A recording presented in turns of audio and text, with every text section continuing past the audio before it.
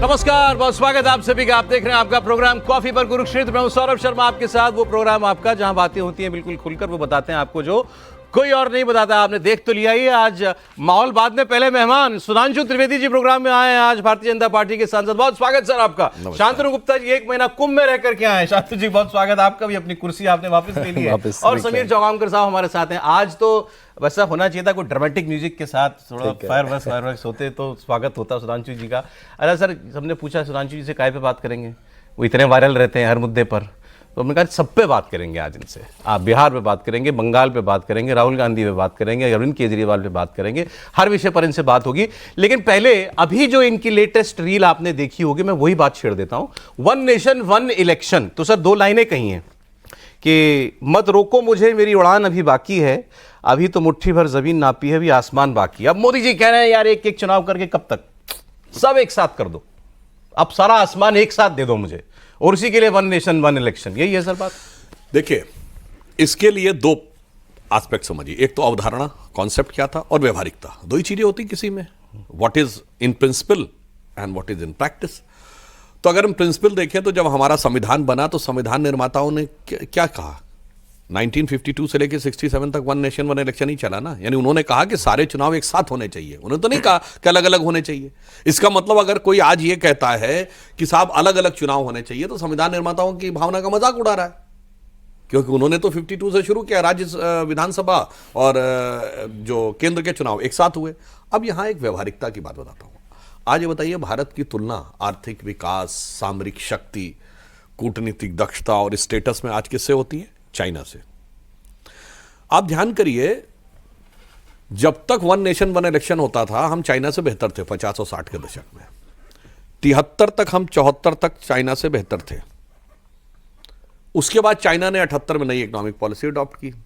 80 में भी हम चाइना से बेहतर थे। जो दर्शकों से कह रहा हूं, कोई जाके चेक कर ले, हमारा फॉरेन एक्सचेंज रिजर्व $7.8 बिलियन था। कांग्रेस का ही शासन था, और चाइना का 2.7 था। 86-87 में चाइना हमसे आगे हुआ, पर कोई खास अंतर नहीं था। फिर 89 से 2014 के इस 25 साल में जो भारी अंतर आया है, उसमें तमाम फैक्टर तो थे। एक फैक्टर यह भी था कि हमारे यहाँ सरकारें फटाफट बदलती रहती थी। गठबंधन की सरकारें थी, पुल्स एंड प्रेशर्स थे, दीर्घकालिक डिसीजन आप ले नहीं सकते थे, मजबूत सरकारें हो नहीं सकती थी। और मुझे याद है 96, 97, 98 में मुझे लगाता नहीं, 99 में एक साल में सरकार बदली तो अटल जी ने एक बड़ा अच्छा वाक्य बोला था कि भाई चुनाव लोकतंत्र के हृदय की धड़कन है, पर अगर धड़कन जल्दी जल्दी धड़कने लगे तो समझ लीजिए कि कुछ तरह स्वास्थ्य गड़बड़ा रहा है, और स्वास्थ्य गड़बड़ाने से शरीर में कमजोरी आ रही है। और आपने देखा कि वो कमजोरी आनी शुरू हुई, और वो 89 से 2014 में हम इतने पीछे हो गए। अब 14 के बाद हम फिर आए। तो मेरा सिर्फ ये कहना है कि देखिए, अगर आप कॉन्स्टिट्यूशनली देखें तो हमारा कॉन्स्टिट्यूशनल फोर फादर्स का यही मत था। हम प्रैक्टिकली देखें तो भारत को विकास के पथ पर आगे जाना है, तो इसके लिए जरूरी है कि चुनावी मानसिकता से थोड़ा बाहर निकले। और मैं कह रहा हूं, अगर लाइटर नोट पे देखें तो भाई हम पे ही तो आरोप है ना कि बीजेपी इलेक्शन मशीन है जी। तो भाई जो कहते हैं मशीन है और जो कहते हैं मशीन नहीं है, तो मशीन से को क्यों करना चाह रहे हो बार बार? हमारे लिए फायदा है। और मैं एक और बात कहना चाहता हूं, भाई हमारे तो प्रधानमंत्री वो हैं जिन्होंने 10.5 साल में 1 दिन की भी छुट्टी नहीं ली। अब दूसरे वो हैं जिनको कई महीने विदेश में जाना था। अच्छा है ना, 1 नेशन 1 इलेक्शन करो, 6 महीने के बाद साल भर विदेश रहो, साल विदेश रहो। मुस्कुराते मुस्कुराते बड़ी गंभीर बात कह गए सुधांशु जी। देखिए, जब तक एक छत्र राज कांग्रेस का देश में था, हम चाइना से आगे थे, जब किसी और की सरकार नहीं बनती थी। और जब 10 साल से मोदी जी आ गए सत्ता में, जब कोई और नहीं आ पा रहा, तब हम बढ़िया कर रहे हैं। मतलब मोदी जी को ही रहने दो ना हमेशा के लिए। चाइना डिक्टेटरशिप में आगे निकल गया ना सर 25 साल में भारत से। देखिए, मेरा फंडामेंटल, एक तो वो डिक्टेटरशिप है, वो तो अलग है, मगर हमने कहा ना हमारे यहां लोकतंत्र की धड़कन कुछ ज्यादा तेजी से धड़क रही है। जब बात की बात पे धड़कता रहेगा, जैसे लोकतंत्र का पर्व है चुनाव, अगर हर दिन पर्व होने लगे, हर दूसरे दिन पर्व होने लगे, तो कामकाज इफेक्टेड हो जाता है कि नहीं? या त्योहारें मनाते रह जाएंगे, फिर काम क्या करें? और दूसरा एक व्यवहारिक पक्ष समझिए, जो माननीय प्रधानमंत्री जी ने भी कहा कि भाई एक बार सब कुछ सेटल हो जाए तो कौन किस राज्य में किसकी सरकार बनी, वो मुख्यमंत्री को भी पता है कि अब 5 साल रहना है, और प्रधानमंत्री को ना रहा है। प्रधानमंत्री ने कहा फिर मैं भी मुख्यमंत्रियों के साथ मिलकर 4.5 साल बिल्कुल देश के विकास के लिए काम करो, आखिरी के 6 महीने में जो पॉलिटिकल इक्वेशन करनी होगी करो। कहा अब मुझे भी जाना पड़ता है उस राज्य में, मुख्यमंत्री के खिलाफ भी बोलना पड़ता, वो भी कुछ ना कुछ इधर उधर। अब जैसे उदाहरण के लिए अब तमिलनाडु में ये मुद्दा आया लैंग्वेज का, क्यों आ रहा है? अगले साल चुनाव है इसलिए आ रहा है। कौन सा उनको लेना देना है लैंग्वेज वाले इशू से? परंतु वो इसलिए यार अन्यथा मैं विनम्रता से पूछना चाहता हूं 1947 में कितने बच्चे तमिल मीडियम में पढ़ते थे? 95 से 96%, 2 या 3% अंग्रेजी मीडियम में। आज 50-50 है, 50% से ज्यादा अंग्रेजी मीडियम में पढ़ते हैं, 50। इसका मतलब उन्होंने कोई तमिल भाषा के विकास के लिए नहीं क्या, चुनावी मुद्दा। ठीक है। तो मुझे लगता है कि जो एक राजनीतिक दलों में भी कटुता वैमनस्य का भाव ज्यादा आता है, क्योंकि हर क्षण चुनाव है। अब जैसे केजरीवाल जी ने कहा हरियाणा वालों ने जहर मिला दिया जमुना जी में, इस ढंग की एब्सर्ड चीजों की संभावना कम से कम हो जाएगी। जैसे फाइनल एग्जाम एक बार दिया आपने, फिर ठीक है, अब अगले साल होगा इम्तिहान। नहीं सर, उसमें अब मैं ऑन अ सीरियस नोट, जो विपक्ष कह रहा है, आप देखें ये से पहले नहीं होता था। आज महाराष्ट्र के चुनाव में, हरियाणा के चुनाव में, दिल्ली के चुनाव में, अब ममता जी आने वाले 1 साल बाद वाले बंगाल के चुनाव के लिए अभी से कह रही हैं कि Bharatiya Janata party fraud voter लेकर के आएगी। ये बाहर के लोगों को ला करके यहां पर उनका वोटिंग कार्ड बनवाएगी और उनसे वोट डलवाएगी। आप समझ रहे हैं? वो एक, और ऐसे में अब आपने टॉपर वाली बात कही, एग्जाम वाली बात कही, अगर कोई बच्चा चीटिंग, ये आरोप है ऑपोजिशन का, अगर कोई बच्चा चीटिंग करके पास हो रहा है और फिर कहो कि भाई तेरे सारे पेपर हम एक ही दिन में कर देंगे, या तू एक ही पेपर दे दे, सबके मान लिए जाएंगे वो, और उसी में उसने चीटिंग कर ली, तो फिर तो पूरा देश आपका हो गया। आपने बहुत अच्छी बात कही है। जब तक चीटिंग करने वाले बच्चे चलते रहते थे, यानी जब तक चुनाव पारदर्शी नहीं था, बूथ कैप्चरिंग होती थी, मतपेटियां लूटी जाती थी, वोटर आईडी कार्ड नहीं था, तब तक उन्हीं की सरकार बनती थी जो आज आरोप लगा रहे हैं। जो जो चुनाव पारदर्शी होता चला गया, त्यों हमारी voter ID card TN Seshan लाए 1993-94 में, भाजपा की सरकार तो उसके बाद बननी शुरू हुई ना। तो जो वो कहने का प्रयास कर रहे हैं वह उसके ठीक विपरीत है। वास्तविकता में यह पारदर्शिता के साथ जो जो चुनाव की प्रक्रिया आगे बढ़ी है, त्यों त्यों उनका प्रभाव कम हुआ है। और यहां पर एक और बात भी कहना चाहूंगा कि ये तो वो लोग जिन्होंने हर परिवर्तन का विरोध किया, जीएसटी का भी विरोध किया था कि नहीं, ये बताइए। इन लोगों ने कोविड वैक्सीन का भी विरोध किया था, बाकी तो अलग छोड़िए।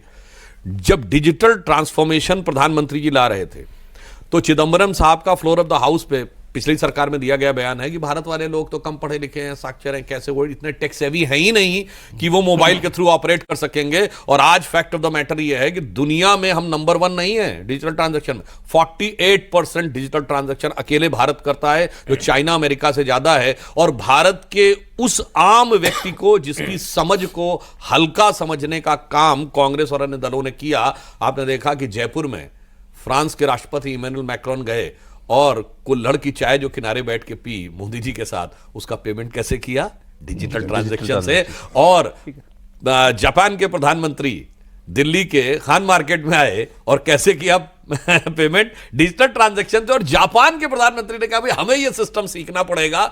तो इन लोगों को भारत की प्रतिभा सिस्टम ही तो है, सिस्टम जब सीख लिया है आपने, यही तो आरोप लगाया था। एनीवे, आप सर करा ले जाएंगे काम ये वन नेशन वन इलेक्शन का कि नहीं? अभी जेपीसी के पास है। देखिए, नामुमकिन को मुमकिन करना प्रधानमंत्री मोदी का काम है, जो कभी नहीं हुआ हिंदुस्तान की राजनीति के अंदर। प्रधानमंत्री मोदी सारे एक्सपेरिमेंट किए, और ये तो वन नेशन वन इलेक्शन 1967 तक तो एक देश में एक चुनाव हो ही रहा था ना, कांग्रेस के समय चल रहा था। ये सर्कल टूटा कब? आप देखिए 67 से 77 तक इंदिरा गांधी की सरकार रही, लगभग 36 सरकारों को बर्खास्त किया। फिर 80 से 84 तक रही, कम से कम 15 सरकारों को आपने बर्खास्त किया। तो इंदिरा गांधी का अगर आप कार्यकाल देखोगे 15 साल का, तो 15 साल गए, 50 से ज्यादा राज्य सरकारें बर्खास्त कर रहे हो, तो सर्कल चेंज हुआ इसके बाद। तो मुझे लग रहा है कि जो जवाहरलाल नेहरू के समय से पहले चुनाव से जो चला आ रहा था 67 तक, अब अगर उसको प्रधानमंत्री मोदी वापस लाना चाहते तो कांग्रेस को उसका स्वागत करना चाहिए। 1968-69 में अंतरात्मा की आवाज जाग गई।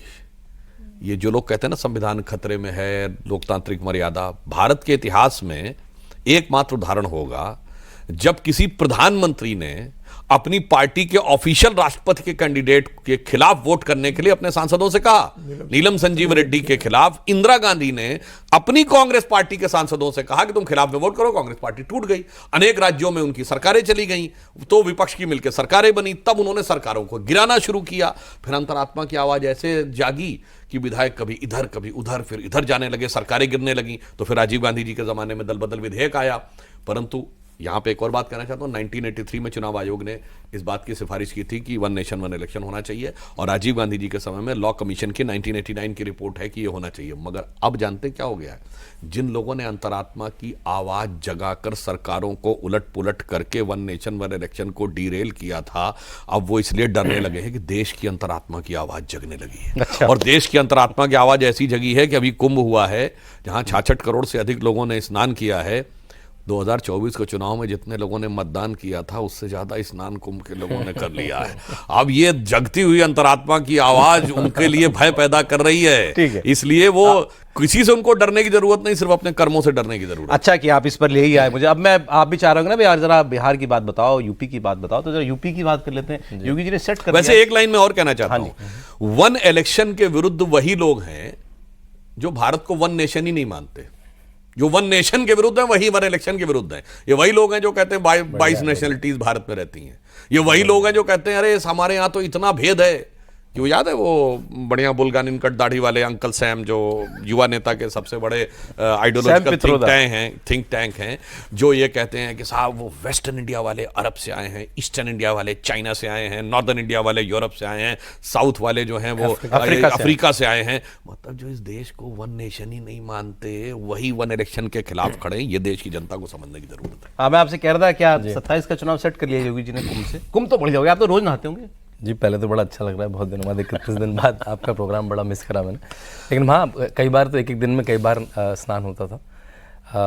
देखिए, पहले वन इलेक्शन में एक बात, देखिए मैं पॉलिसी का विद्यार्थी हूँ। पॉलिसी के किसी भी पेपर में गवर्नेंस की एफिशिएंसी बढ़ाने के लिए जो पहला मुद्दा आता है कि भाई इलेक्शन में जो टीचिंग का विभाग है, ट्रांसपोर्ट का विभाग है, पोस्ट विभाग है, बहुत सारे विभाग लग जाते हैं, वो काम नहीं हो पाता। आप एजुकेशन की कोई रिपोर्ट पढ़ लीजिए, उसमें होता है कि इलेक्शन की ड्यूटी में टीचर व्यस्त हो जाता है। आप ट्रांसपोर्ट की कोई रिपोर्ट पढ़ लीजिए, ट्रांसपोर्ट की ड्यूटी में इलेक्शन डिपार्टमेंट बिजी हो जाता है। तो ये नॉर्मल नॉर्म है, कोई नई बात नहीं है। इलेक्शन कमीशन ने, लॉ कमीशन ने, अलग अलग सरकारों ने विधेयक दिया, लेकिन उसको करेगा कौन? कोई भी बड़ी चीज़ करेगा कौन? घंटी बांधेगा कौन? जीएसटी लाएगा कौन? सीएए लाएगा कौन? भाई इससे मैं लोकप्रियता मेरी खत्म ना हो जाए। तो मोदी तो बने इसलिए कि जो कोई नहीं कर पाया मैं करूँगा। अगर देश के हित में है, भाई उसका खर्चा होता है, एक एक सीट पे 4 करोड़ से 8 करोड़ रुपए, 10 करोड़ का खर्चा होता है, बड़ा खर्चा है। तो उसको एफिशिएंसी लाने के लिए जो आचार संहिता लगती है 3-3 महीने। मैं यूनिसेफ में काम करता था, आपको स्वयंसेवी संस्थाएं का काम भी बंद हो जाता है। वो 4 महीने आप स्वयंसेवी संस्था, हम पोलियो के टीके लगाना मुश्किल हो जाता था जब मैं यूनिसेफ में होता था, क्योंकि चुनाव आने वाला है, क्योंकि ऐसा लगेगा कि आप प्रभावित करने जा रहे हैं। तो उसको अगर एक बार में कर देंगे, इसका कोई लॉजिकल कोई विरोध कैसे कर सकता है? मेरे पास तो कोई आंसर है नहीं। तो होगा तो भाई वो आपका बहुमत है सरकारों में। शांतनु जी ने बात कही, एक और दृश्य देखिए। एक एस्पेक्ट तो वन नेशन वन इलेक्शन आज भी लागू है। एमएलए और एमपी सेलेक्ट होता है, तो यदि बीच में सीट खाली हो जाए, चाहे रेजिग्नेशन की वजह से, डेथ की वजह से, तो उससे रेजिडुअल टेन्योर, बचे हुए टेन्योर के लिए तो मिलती है। तो नहीं कहता मेरा 5 साल बाद से काउंट करो। तो जो व्यवस्था सांसदों और विधायकों के लिए है, और विधायक और सांसद ही सरकार को चुनते हैं, वही व्यवस्था सरकारों के लिए यदि लागू होती है, तो उसमें आपत्ति क्या है, यह समझ में आने के लिए बहुत समस्या है। मैं एक और क्लासिकल उदाहरण लोगों को शायद ना ध्यान हो तो बताना चाहता हूं। 1999 में महाराष्ट्र की विधानसभा और लोकसभा का चुनाव सेम डे हुआ, और सेम डे में केंद्र में भारतीय जनता पार्टी और एनडीए को 10% अधिक वोट मिले विधानसभा से। यानी एक ही साथ लोग 2 बटन दबा रहे थे, 10% लोगों ने केंद्र में एनडीए को, और हम वो चुनाव हार गए थे। हम अपने अगेंस्ट से बोल रहे हैं। हम अभी लखनऊ पूर्व के रहने वाले, बाई इलेक्शन हुआ हमारा, हमारे मंत्री थे आशुतोष टंडन जी, उनकी मृत्यु हो गई। बाई इलेक्शन हुआ, सेम डे वोटिंग, जिस दिन राजनाथ सिंह की लोकसभा का चुनाव। लखनऊ पूर्व से लोकसभा में हमें मिले 70,000 की लीड, और विधानसभा में मिला हमारा प्रत्याशी 50,000 से जीता। तो 20,000 लोग ऐसे थे ना जिन्होंने भाजपा को वोट लोकसभा में दिया, विधानसभा में नहीं दिया। महाराष्ट्र का उदाहरण कोई भी। तो ये कहना भारतीय मतदाताओं के विवेक को हल्का करना। और एक मैं बात और कहना चाहता हूं, देखिए चुनाव के समय सरचार्ड एटमॉस्फेयर हो जाता है। किसी को भाषा के आधार पर लड़ाओ, किसी को प्रांत के आधार पर लड़ाओ। जैसे मैंने कहा ना कि हरियाणा और दिल्ली में लड़ाई करवा दो कि उन्होंने जहर भेज दिया हरियाणा वालों ने, तो जैसे अभी तमिलनाडु में भाषा का मुद्दा उठा दो, फिर जाति पे लड़ा दो अगड़े पिछड़े में। जब वो सरचार्ज एटमॉस्फेयर बार बार क्रिएट होने का, यानी बीपी बार बार हाई होने का संभावना कम हो जाएगी, तो शांत चित्त होकर विकास के लिए आप ईमानदारी से काम कर सकेंगे। तैयारी क्या है? करा लेंगे 29 का चुनाव में जब जाएंगे हम लोग, तो लोकसभा राज्यसभा सबके एक साथ होंगे। अभी चूंकि यह रिपोर्ट आई है, संसद इस पर डिस्कशन करेगी, और तरह जो भी विचार आएंगे कि इसके लिए क्या क्या व्यवस्थाएं की जाएं। और वैसे भी पूर्व राष्ट्रपति रामनाथ कोविंद जी की अध्यक्षता में थी, फिर जो भी उसमें टेक्निकलिटीज निकलेंगी उसके। सर, बिहार की बात करना चाहता हूं आजकल, क्योंकि अगला चुनाव बिहार ही होने वाला है। बिहार में बहुत चर्चा इस बात की चल रही है कि भाई एनडीए, उनके बेटे, एक तो कि उनके बेटे राजनीति में आएंगे, उन्होंने भी ये बात कही कि भाई एनडीए घोषित करे कि मेरे पिताजी मुख्यमंत्री पद के उम्मीदवार हैं, चुनाव अगर जीत गए एनडीए तो नीतीश जी मुख्यमंत्री होंगे। ये आप लोग क्यों नहीं कह रहे हैं? ये कह रहे हैं कि उनकी लीडरशिप में लड़ेंगे। आगे क्या? देखिए, नीतीश जी के नेतृत्व में एनडीए काम कर रहा है और शानदार काम किया है विगत लंबे समय से। और मैं कह सकता हूं कि विगत लंबे समय से बिहार में जितने भी मुख्यमंत्री हुए हैं, नीतीश जी की कैपेबिलिटी, कैलिबर और जो उन्होंने मूल्यों का भी पालन किया है, ऐसे आपको पिछले 30-35 साल में आसानी से कोई नहीं मिलेगा। अब इसलिए यह प्रश्न उठाने वाले लोग वही हैं जो दिल्ली में कहते थे कि वो घोड़ा दिख रहा है, दूल्हा नहीं दिख रहा है। अब बताइए, जनता ने तो दिखा दिया कि दिल वाले दुल्हनिया ले गए, आप सोचते ही रहे कि कौन इस दूल्हा आने वाला है। तो मुझे लगता है कि इस प्रकार के प्रश्न उठाना जो है, यह दर्शाता है कि राजद कांग्रेस अलायंस ने, यानी इस तथाकथित इंडिया अलायंस, तथाकथित इसलिए कहना पड़ता तो पता नहीं चलता ना कि इंडिया अलायंस है कहां, राज्यों की सीमाएं बदलती हैं, इंडिया अलायंस बदल जाता है। उसने मान लिया है कि वो अपने दम पर चुनाव जीतने की स्थिति में नहीं है, तो वो एनडीए के अंदर की किसी घटना के आधार पर भविष्य की अपनी संभावनाओं को तलाशने की कोशिश। सर इतना सरल नहीं है। 20 के चुनाव में कहा था ना बीजेपी ने कि चाहे जितनी सीट आए मुख्यमंत्री यही बनेंगे। 43 पे भी आपने मुख्यमंत्री बनाया ना उनको। इस बार नहीं कह रही बीजेपी ऐसा कुछ भी, मतलब इनको ये अंदर से ये पूरी इच्छा भी और तैयारी भी कि चुनाव जीत ले लेकिन मुख्यमंत्री अपना बनाएंगे। देखिए, मुझे लगता है कि भारतीय जनता पार्टी की तरफ से बहुत क्लियर है कि एनडीए एकजुट होकर लड़ेगा और नीतीश कुमार के नेतृत्व में लड़ेगा। विनोद तावड़े जो बिहार के प्रभारी है, उन्होंने बैठक के बाद बात को बहुत स्पष्ट तरीके से भी कहा। ऑप्शन क्या है सर? वो चीफ मिनिस्टर है, उनकी लीडरशिप में ही लड़ेगा और क्या। देखो, नेतृत्व अभी मुख्यमंत्री है ना, तो मुख्यमंत्री के चेहरे पे चुनाव लड़ा जाता है। महाराष्ट्र में एकनाथ शिंदे मुख्यमंत्री थे। एकनाथ शिंदे के समय भारतीय जनता पार्टी ने कहा नहीं कि भाई हमारा मुख्यमंत्री बनेगा। एकनाथ शिंदे के नेतृत्व में एनडीए चुनाव लड़ा। नीतीश कुमार के बाद जो परिणाम आया, 20 साल का चीफ मिनिस्टर है, तो उनके नेतृत्व में चुनाव लड़ रहे हैं। चुनाव परिणामों के बाद क्या स्थिति बनेगी ये तब भी निर्भर करता है। पहले भारतीय जनता पार्टी एनडीए एकजुट है, प्रधानमंत्री मोदी इस बात की जिक्र कर चुके हैं, अमित शाह जी कर चुके हैं। फिलहाल एनडीए नीतीश कुमार के नेतृत्व में ये भी अपना चीफ मिनिस्टर बनाना चाहती है इस बार ना बिहार में, अपना मतलब बीजेपी का। क्यों नहीं चाहेगी भाई? कोई भी रानी दल चाहेगा ना कि हमारा मुख्यमंत्री बने। अगर सीटें ज्यादा आएगी, महाराष्ट्र में 132 सीटें आई, देवेंद्र फडणवीस को बनाया। अगर भारतीय जनता पार्टी की सीटें ज्यादा आएंगी तो भारतीय जनता पार्टी मुख्यमंत्री बनाएगी। आंखों में बात हो गई। बड़ी मजेदार बात है, चुनाव होने हैं संभवतः अक्टूबर में और हम लोग बैठे हैं फरवरी में। अरे भाई, चुनाव का आगाज होने दीजिए, चुनाव की घोषणा होने दीजिए, उसके उपरांत जो भी निर्णय होगा, पहले जनता दल यू से ऑफिशियल, फिर हमारे एनडीए के घटक दलों के साथ बैठ के निर्णय हो जाएगा। अब ये अभी से जो विपक्ष बोलना शुरू कर रहा है, इसके लिए उत्तर भारत के ग्रामीण क्षेत्रों में कहावत होती है, यूपी बिहार वाले अच्छी तरह समझते होंगे कि भैया आधी रात का खांसी आवे, सही शाम से मुंह फैलावे। मतलब रात में खांसी आएगी इसलिए मुंह अभी से फैलाना शुरू कर दिया है कि कुछ घंटे बाद खांसी आएगी। तो मुझे लग रहा है जो ये सीएम के लिए कह रहे हैं, ये वही है, आधी रात का खांसी आवे। बिटवा बोल रहे हैं सर, नीतीश जी की बिटवा बोल रहे हैं। वो जदयू का अपना अंदरूनी मामला है, उसके ऊपर हम, आप लोग बड़े कई सालों से उम्मीद में अब नीतीश जी हटेंगे, अब हम लोग अपना आदमी बनाएंगे। अब बेटी की एंट्री हो गई है। नहीं, देखिए, अब पता लगा नीतीश कुमार जी जगह बेटा बिठा जाएंगे। नीतीश कुमार जी के साथ भारतीय जनता पार्टी का संबंध पिछले 30 सालों से है। एक 1.5 साल के 2 गैप्स को छोड़ दिया जाए तो एक अलग प्रकार का संबंध रहा है। ऐसा नहीं है कि एक सर्वे हुआ है, सर्वे बता रहा है भाई गजब पॉपुलर है इस वक्त तेजस्वी यादव बिहार में, और नीतीश जी से बहुत ज्यादा। देखो, लेकिन वो जो उनका आपने कहा पॉपुलर है, वो वोट में क्यों नहीं दिखता? अभी हम 2024 में जहाँ पे दलित वोट पे, ओबीसी वोट पे इतना वोट मिला राज्यों में, वहाँ तो नहीं कर पाया वो। उत्तर प्रदेश वाला भी रिपीट नहीं कर पाया, महाराष्ट्र वाला रिपीट नहीं कर पाया। तो ठीक है, ऐसी पॉपुलैरिटी सर्वोज में आती रहती है, लेकिन कौन से वाले वोट में है, सी वोटर का सर्वे हुआ सर। नहीं, वो कौन से वाले वोटों में है ये भी देखने की बात है। कुछ वोटों में तो जबरदस्त पॉपुलर होंगे, इतने होंगे कि फ्रेंजी होगी उनके लिए। देखिए, वो जो इंडिया ब्लॉक का कोर वोट है उसमें, मतलब ये वो वाला वोट है ना जो तेजस्वी यादव जी बिहार में और ममता जी बंगाल में, और फिर भी एक तो कोई चीज कॉमन है जो दोनों को जोड़े रहती है। फिर चाहे वो स्टालिन तमिलनाडु में हो या शरद पवार जी महाराष्ट्र में हो, वो कोई एक चीज जोड़े रहती है। 9 दुर्गों में अब तो आप क्लियर, सुधांशु ने क्लियर कर दिया कि वो तो ना हम वो ना हमें चाहता है ना हम उससे चाहते हैं। वोट वो वोट के चाहत भी छोड़ दिया आपने। हम ये नहीं कह रहे, वो वोट को भी रियलाइज होगा कि जिन लोगों ने कुंदुर्गे में उसके साथ क्या किया है। मैं एक छोटा सा उदाहरण देना चाहता हूं, ये मैं पहले बोल चुका हूं, दोबारा कह रहा हूं।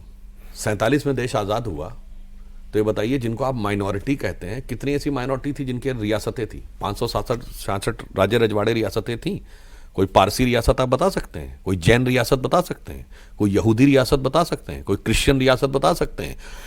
एक आधा महाराजा पटियाला को छोड़ दें तो इक्का दुक्का को छोड़ के सिख रियासतें भी नहीं थी, मगर लाइन लगा के मुस्लिम रियासतें थी। नवाब पटौदी थे, नवाब जूनागढ़ थे, नवाब लखनऊ थे, नवाब रामपुर थे, नवाब हैदराबाद के निज़ाम थे, नवाब भोपाल थे। फिर ऐसा क्यों हो गया? कि अब आज हो गए साहब इतने खराब मजलूम हो गए, पढ़ाई लिखाई में पीछे हो गए, किसमें पीछे हो गए, उसमें पीछे हो गए। तो मुझे लगता है कि मैं मुस्लिम समाज से भी कहना चाहूँगा कि ये जो सेकुलरिज्म का घाव है, ये सेकुलरिज्म का घाव देश की तो आत्मा पर हुआ ही है, मुस्लिम समाज को समझना चाहिए कि उनकी भी प्रतिष्ठा पे बहुत हुआ है। वरना जब तक ये देश सेकुलर नहीं था 1976 से पहले, जब तक कॉन्स्टिट्यूशन अमेंडमेंट नहीं हुआ था, मुस्लिम समाज की पहचान बड़े बड़े कलाकार, फनकार और नगमा निगार हुआ करते थे। अभी उस्ताद जाकिर हुसैन की डेथ हुई है अभी कुछ समय पहले। अब मुस्लिम समाज की पहचान को किसके साथ जोड़ दिया? इन सेकुलर दलों ने, अपराधी और आतंकवादी के साथ। अच्छा, बात चल रही है माइनॉरिटी वोट की। पश्चिम बंगाल का चुनाव होने जा रहा है आगे। ममता जी ने अभी अपने कार्यकर्ताओं के साथ एक बड़ी स्टेडियम में सभा की। वहाँ एक ऐसा वाकया हुआ जो ऐसा लगा नहीं था कि ममता जी ऐसा कह सकती हैं। मतलब बदलाव देखिए कैसे होता है। वहाँ नगर निगम ने कलकत्ता में जो है एक आदेश निकाल दिया कि भाई विश्वकर्मा जयंती की छुट्टी खत्म करो और ईद की एक छुट्टी बढ़ा दो, 2 छुट्टी कर दो ईद की। पहले तो वो निरस्त कराया गया, फिर उस अफसर को सस्पेंड किया गया, और फिर ममता जी ने अपने हजारों कार्यकर्ताओं के बीच में कहा कि देखो उसने एक आदमी ने ऐसा गलत आदेश निकाल दिया था, जूनियर आदमी था, हमने उसको सस्पेंड कर दिया गया है। ये क्या है? ये कौन सा डर है भाई? ये तो हेल्प करता उनको। जब 67 करोड़ लोग जाएंगे, हर दूसरा भारतीय जाएगा, तो उसमें बंगाली भी जाएगा। अरेल घाट पे एक दिन मैं देख रहा था, सारी अनाउंसमेंट बंगाली में चल रही थी, क्योंकि जो गंगा मेला के सारे लोग उठ के उसके बाद वहाँ गए थे। अनाउंसमेंट बंगाली में अनाउंसमेंट चल रही थी, जो खोया पाया कि जो उसकी भाई जो लोग आएंगे उसी के एरिया में वैसा बदल सकते हैं। लेकिन और कुंभ की एक मजे की बात बताता हूँ ममता जी से रिलेटेड।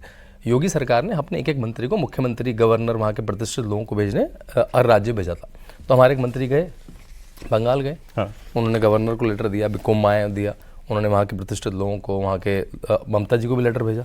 ममता जी के ऑफिस से ठीक है लेटर मिल गया। ममता जी ने फोटो तक नहीं खिंचाई। यूपी के प्रोटोकॉल से मंत्री जो गया उसके साथ फोटो भी नहीं खिंचवाई कुंभ की। तो कुंभ से दूरी बनाई, क्योंकि वो योगी आदित्यनाथ का कुंभ हो गया, वो मोदी का कुंभ हो गया। लेकिन वो मृत्यु कुंभ कह रही है, मृत्यु कुंभ कह रही है। वो तो ममता जी को कहना पड़ेगा ना मृत्यु कुंभ। तो लालू प्रसाद यादव को कहना कि कुंभ फालतू है।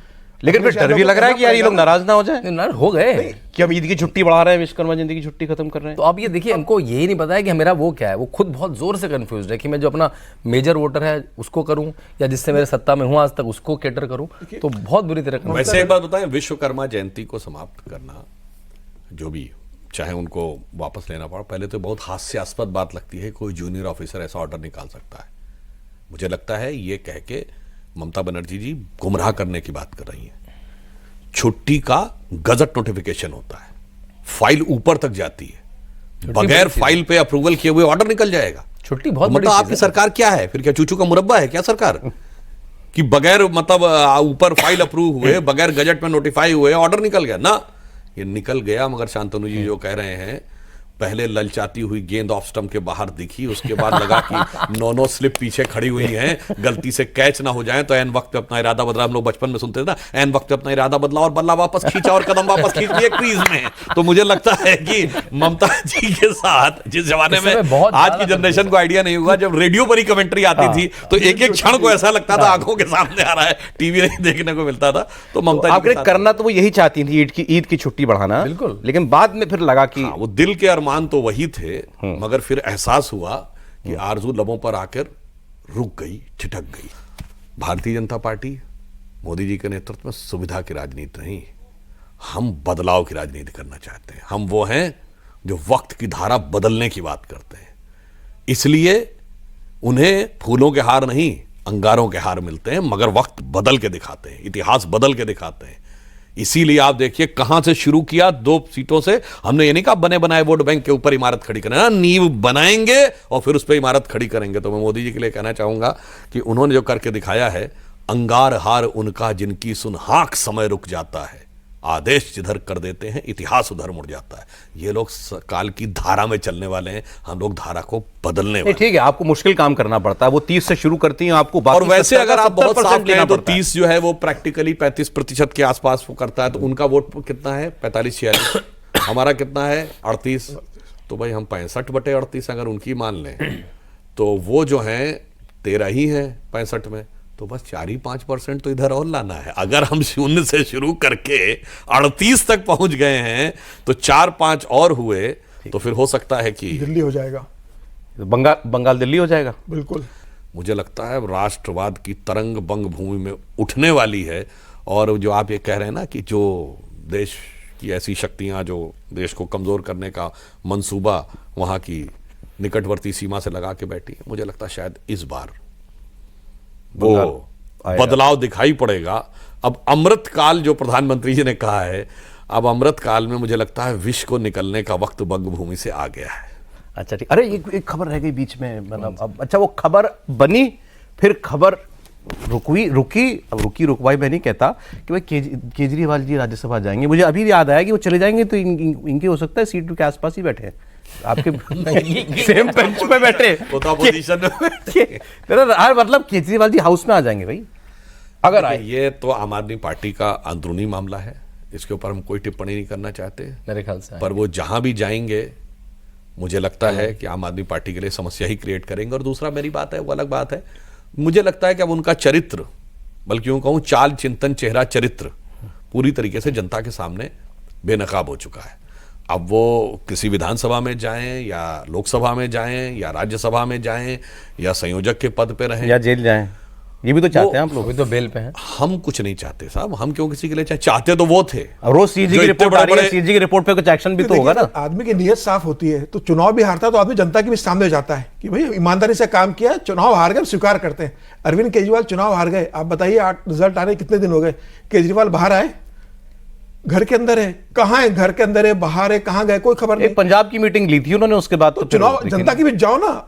आपने अगर नियत साफ होती, अच्छे से काम किया होता, जनता ने आपको स्वीकार नहीं किया तो आप कहते कहीं कमी रही होगी, सुधारेंगे, आगे बढ़ेंगे। भारतीय जनता पार्टी चुनाव हारती तो सामने आती है ना। कभी ऐसा होता है कि भारतीय जनता पार्टी का किसी राज्य का नेता चुनाव हारने के बाद बाहर निकलना बंद कर देता है? तो मैं बताऊं एक बात और भी है, जो को सही गलत बोलते थे केजरीवाल जी, मुझे जहां तक ध्यान है शायद आतिशी जी ने किसी टीवी इंटरव्यू में बोला था कि केजरीवाल जी और आम आदमी पार्टी के सभी मंत्री लोग कुंभ में जाएंगे। हाँ बोला था, ऑन रिकॉर्ड बोला था, चुनाव के बाद जाएंगे। और जहां तक मुझे ध्यान है उत्तर प्रदेश भाजपा के अध्यक्ष अजय राय जी ने भी बोला था कि राहुल जी और प्रियंका जी भी जाएंगे। तो अब तो भाई ये तो 45 दिन में दिख रहा है ना कि जो ये कहते नहीं करते हैं। मैं अभी जब आ रहा था वापस 31 तारीख को, 31 दिन बाद, तो जब एयरपोर्ट की तो तो जो माइलस्टोन आया हुआ है बरेली 126 किलोमीटर, अमेठी 103 किलोमीटर। मैंने कहा मतलब 1.5 घंटे का रास्ता है, सरपट रोडे हैं, मतलब वो तो ड्राइवर 2 दिन रुके भाई। लग्जरी जो फ्लीट है वो इधर को थोड़ी मुड़ जाती है। अखिलेश भी आगे चले गए, बड़ा लंबा काफिला लेके आए। लेकिन सकल पदार्थ है जगमाही, कर्महीन नर पावत नाही। ये अपना अपना कर्म का प्रारब्ध है कि कोई जाएगा, कोई नहीं जा पाएगा। कांग्रेस के लोगों से पूछे राहुल गांधी क्यों नहीं गए, तो कहते हैं मोहन भागवत गए।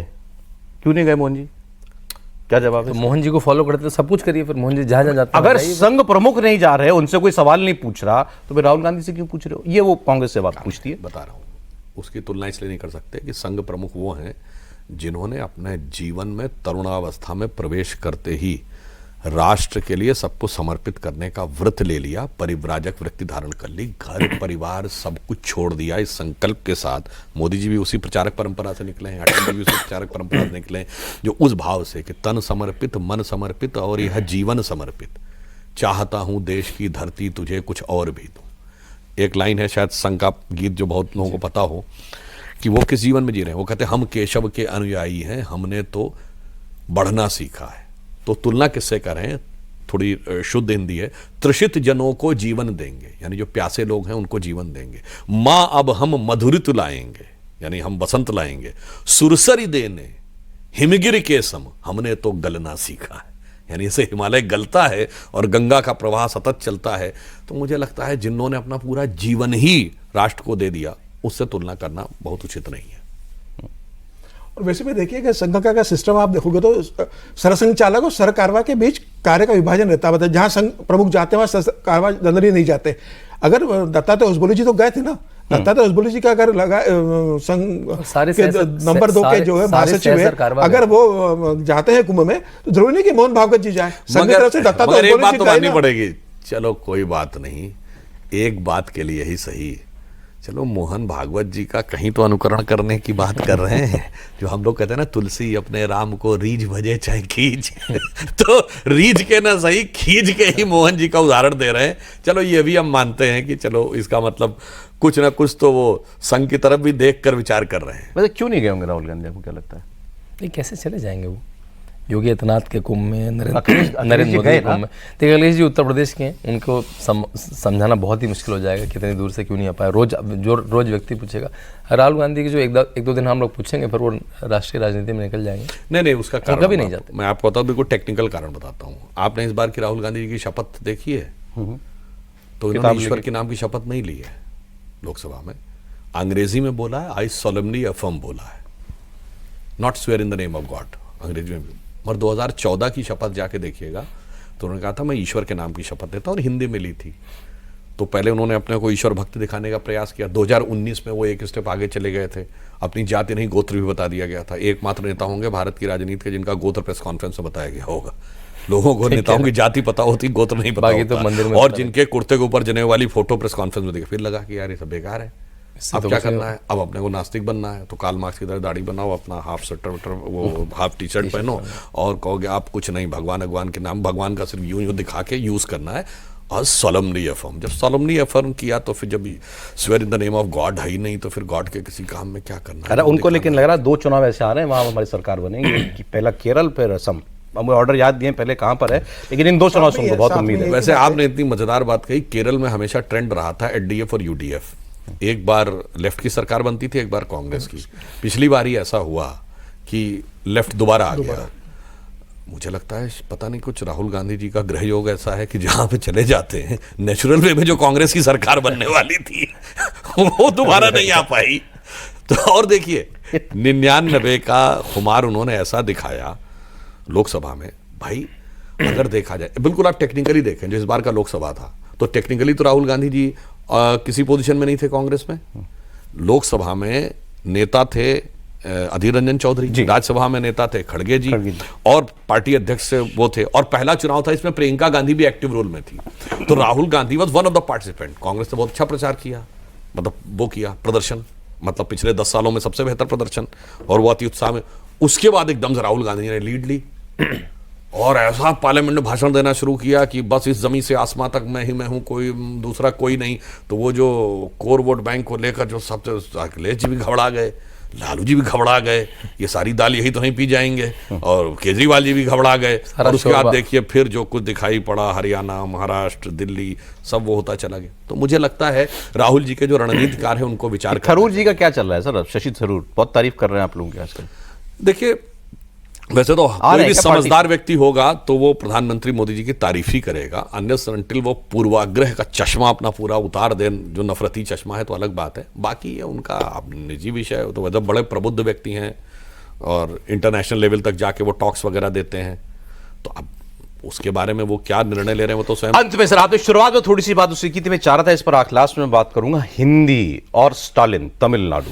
अब उन्होंने, चलिए वो कहते हैं हम हिंदी को थोपने नहीं देंगे केंद्र को और सब बातें, वो उनकी अपनी पॉलिटिक्स होगी। उन्होंने ये कहा कि हिंदी तो और बोलियों को लील गई। ये उन्होंने उत्तर भारतीयों से कहा है, नॉर्थ इंडियन स्टेट्स के लोगों से कहा है कि तुम कोई ब्रज बोलता था, कोई मैथिली बोलता था, कोई कुछ बोलता था, कहाँ आप कहाँ हैं? सब जगह हिंदी आ गई, तो हिंदी तो तुम्हारी बोली खा गई। वही डर हमको है। जो उन्होंने कहा है, तो सबसे पहले तो हमें बताना चाहते हैं, उनके मुंह से क्या निकला? बोली और भाषा में अंतर होता है।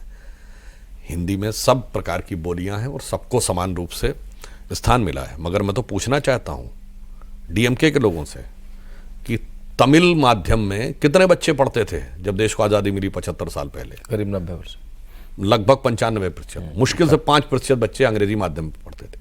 आज जहां तक मेरी जानकारी है 50 से 55% बच्चे अंग्रेजी माध्यम में पढ़ते हैं और 45 से 50% तमिल माध्यम में। डीएमके के कितने लीडर्स के बच्चे तमिल माध्यम में पढ़े हैं? भाषा पे प्रतिबद्धता है तो बताइए ना। वो कहता है हमको अंग्रेजी चलेगी, हिंदी नहीं चाहिए। नहीं, तो फिर इसका मतलब तमिल भाषा के प्रति आग्रह नहीं है। 75 वर्षों में आप 50% पे ले आए, अगले 75 वर्षों में आप भाषा को समाप्ति की तरफ ले जाने का प्रयास करेंगे। इसलिए हम तमिल को ईमानदारी से रखना चाहते हैं। और मैं एक और बात कह दूं, ये जो इंडी गठबंधन वाले हैं, ये जो नफरत के सामान बोना चाहते हैं वो सफल नहीं होने वाले। तमिलनाडु के मंत्री तो बिहार के बारे में क्या बोले थे? हम किसी काम को खराब नहीं मानते, वो कहते यही काम करने के लिए बिहारी आते हैं। ये तो वही पार्टी है ना जिसने, छोड़िए हिंदी को, जिसने कहा था इरेडिकेशन ऑफ सनातन धर्म, यानी हिंदू धर्म का समूल नाश। फिर हिंदू धर्म HIV, वायरस, ये वो, ये पूरा उसी एक एजेंडा का हिस्सा है। और लास्ट में मैं कहूं, इनसे कहिए, अरे अब चले गए भाषा पे लड़ाने के दिन। काशी तमिल संगमम हुआ था पिछली बार, तो प्रधानमंत्री जी ने क्या किया था, एआई का यूज करके रियल टाइम में 5 मिनट में हिंदी की स्पीच को तमिल में ट्रांसलेट किया था। एआई 5G रोल आउट, और अगर फ्यूचर में क्वांटम कंप्यूटर्स के जिस थ्रेशोल्ड पे हम खड़े हैं, with in a matter of few years ये लैंग्वेज का मुद्दा ही खत्म हो जाएगा। आपके फोन पे जैसे आज आप ट्रांसलेशन रिटन में आता है टेक्स्ट में, आप ईयरपॉड लगाएंगे, रियल टाइम ट्रांसलेशन होगा। तो भाषा के नाम पर लड़ाने वालों के जो मंसूबे हैं वो बहुत बुरी तरीके से लड़खड़ाने वाले हैं। इसलिए चाहे यहां का विषय हो या कुंभ का विषय, एक पंक्ति में कह के बात समाप्त करता हूं। हमारी सोच और उनकी सोच में क्या अंतर? हमारी सोच यह है, जाति प्रांत और वर्ग भेद के भ्रम को दूर भगाता है, अपने मन का भाव एक है, सबकी भारत माता है, अनेकता में ऐक्य मंत्र को जन जन फिर अपनाता है, देखो प्यारा देश हमारा आगे बढ़ता जाता है। क्या बात है। अच्छा आप बोले भाई, भाभी जी साउथ की हैं सर, फाइनल कमेंट आएगा इस पर। भाभी तो क्या तेलुगु है, तमिल नहीं है, तमिलनाडु साउथ। लेकिन अभी तीसरा काशी तमिल संगम हुआ, अन्नमलाई वहाँ से हमारे पास ही कुंभ में आए, वहीं पे स्नान करा, उनके साथ लंबी चर्चा। उन्होंने 2 बातें बड़ी आनंद की बताई। एक बताई, डीएमके के जितने बड़े नेता उनके सबके प्राइवेट स्कूल हैं, सब में हिंदी पढ़ाई जाती है और अनिवार्य सब्जेक्ट में है, क्योंकि उनको पता है हिंदी दिल्ली में अपवर्ड मोबिलिटी के काम आती है। कोई भी तमिल नेता अगर वो हिंदी बोल सकता है तो दिल्ली में जब वो आता है या दिल्ली में बिजनेस करता है तो अपने सब बच्चों को तो पढ़ाएंगे, लेकिन गरीब बच्चों को हिंदी नहीं पढ़ाएंगे। चलिए सर, बहुत स्वागत, बहुत हाँ। अच्छा कुछ बोल रहे हैं? एक मैं बताना चाहता हूं, इन्होंने जो स्टालिन जी बोलते हैं, डॉक्टर बाबा साहब अंबेडकर ने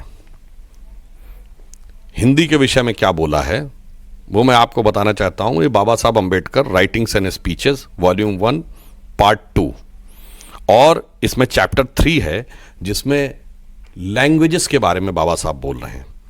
और बाबा साहब का जो कोट है वो मैं एज इट इज पढ़े दे रहा हूं, और मुझे लगता है कि स्टालिन जी को इसके ऊपर जवाब देना। हम ये नहीं कहने की बात कर रहे हैं, वो ये कहें कि बाबा साहब सही थे या गलत थे। बाबा साहब ने कहा है, 1 language can unite people and 2 languages can divide also.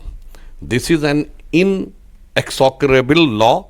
Culture is conserved by language, since Indians wish to unite and develop a common culture which is necessary to, so they are bounded by duty that all Indians should have one language. So in this, Hindi can be their language.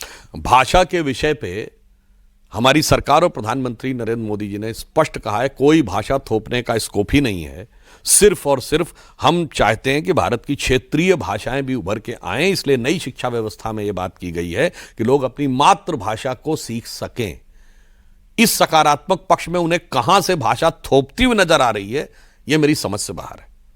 और अगर इसके बाद भी उनको ऐसा लगता है तो डॉक्टर अंबेडकर ने जो कुछ बोला है हिंदी के बारे में और डॉक्टर अंबेडकर ने जो कुछ बोला संस्कृत के बारे में, उनसे पूछना चाहता हूं, उससे आप सहमत हैं या डॉक्टर अंबेडकर के खिलाफ है? सुधांशु जी बहुत बहुत धन्यवाद, आपने वक्त निकाला हमारे लिए, कॉफी पर कुरुक्षेत्र में आप आए, बहुत शुक्रिया आपका। समीर जी बहुत शुक्रिया, शांतनु जी बहुत शुक्रिया, आपका भी आप लगातार आते रहिएगा। शांतनु जी आप भी सर, सुधांशु जी